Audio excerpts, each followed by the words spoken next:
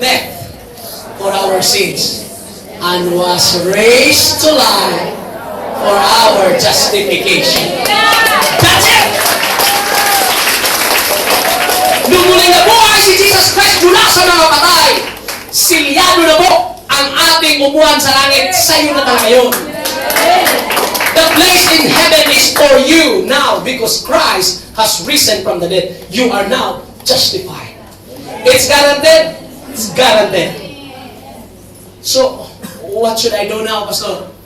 Ask God again. I need your Holy Spirit.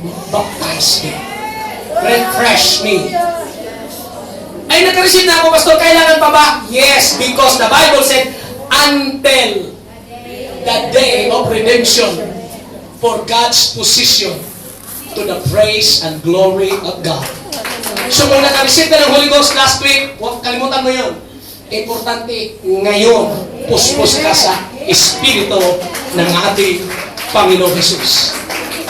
Shall we stand together?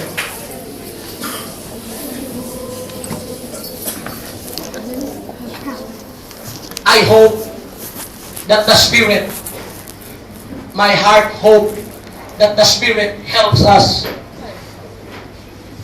to understand what we have read this afternoon.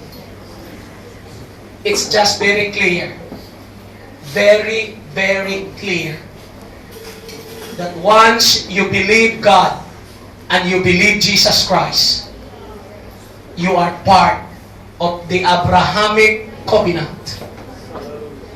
Once you receive the water baptism in the name of Jesus, you have done the righteousness that is mentioned in the Old Testament.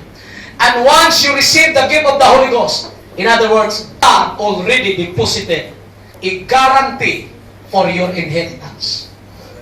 Huwag mong hayaan na masisira, mga kapatid, ang certificate, hallelujah, ng guarantee na ito sa pamagitan ng gawa ng laman. Kung bakit tayo nag-receive ng Holy Ghost at mamuhay